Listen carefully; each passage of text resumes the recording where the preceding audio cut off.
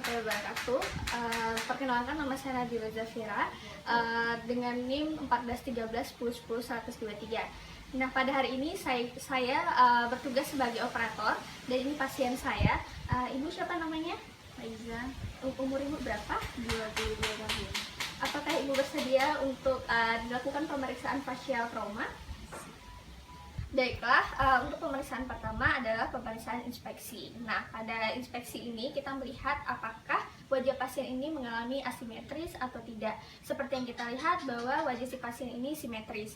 Nah, setelah itu kita lihat juga apakah pada wajah pasien itu terdapat deviasi pada nasalnya.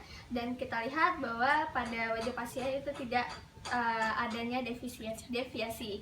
Nah, setelah itu kita lihat juga pada zigomatikus pasien, apakah pada zigomatik pasien ini mengalami depresi atau tidak.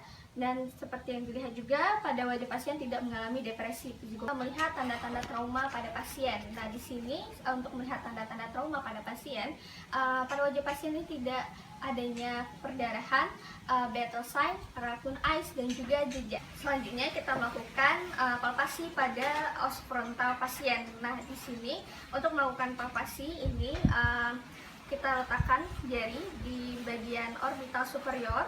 Setelah itu lanjut ke lateral orbital dan kembali lagi ke superior orbital dan turun ke medial orbital. Di sini kita melihat apakah ada krepitasi, step deformity, dan diskontinuitas. Nah, pada pasien ini tidak ditemukan ketiga hal tersebut.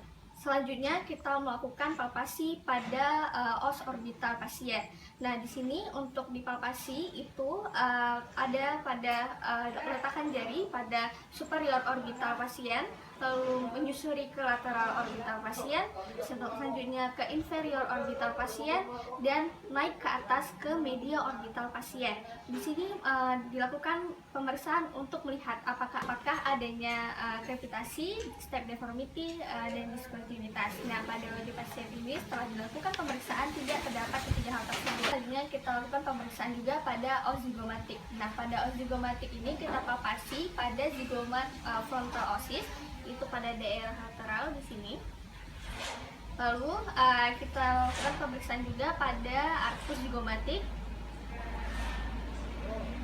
Kita susuri hingga ke belakang. Kita lakukan palpasi pada zigomatik osis maxilla. Dan pada pemeriksaan ini kita lihat apakah adanya krepitasi, step deformity, dan diskontinuitas. Nah, setelah dilakukan pemeriksaan, pada pasien tidak ditemukan ketiga hal tersebut. Nah, selanjutnya kita lakukan pemeriksaan pada os mandibula. Nah, pada os mandibula ini kita lakukan palpasi dari menton sampai ramus mandibula. Di sini kita lihat apakah adanya krepitasi, step deformity, dan diskontinuitas. Setelah dilakukan pemeriksaan tersebut tidak terdapat